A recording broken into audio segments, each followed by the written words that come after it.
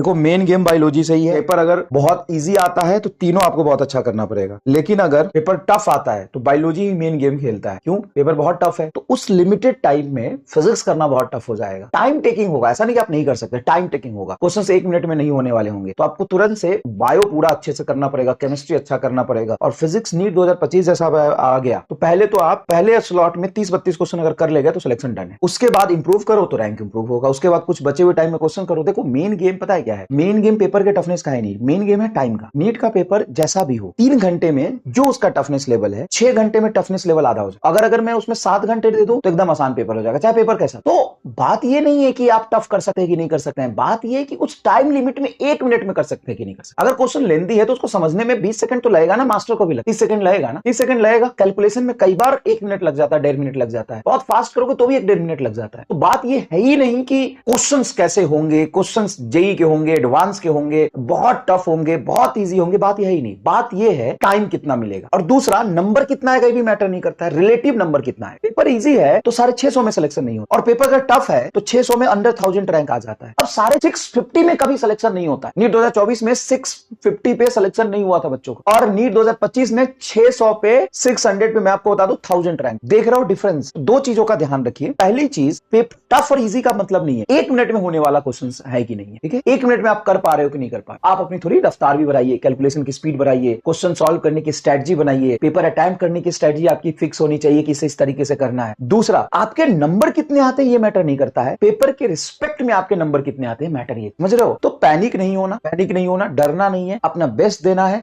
Paper easy होगा सबके लिए, होगा टफ होगा सबके लिए होगा, आपको बेस्ट परफॉर्म करना है। एग्जामिनेशन फॉर्मेट के अकॉर्डिंग आपको 1 मिनट में सही तरीके से क्वेश्चंस करने की, सही क्वेश्चन सेलेक्ट करने की कैपेबिलिटी होना चाहिए। नीट 2016, 17, 18, 16 टफ था, 17, 18 भी मॉडरेट था। 16 जैसा टफ नहीं था, लेकिन 17, 18 भी मॉडरेट। तो समय हम एक बात कहते थे कि सिलेक्शन हमेशा सारे क्वेश्चन करने से नहीं होता है। जो क्वेश्चन छोड़ने वाले थे वो क्वेश्चन छोड़ने से भी सिलेक्शन की प्रोबेबिलिटी बढ़ती है।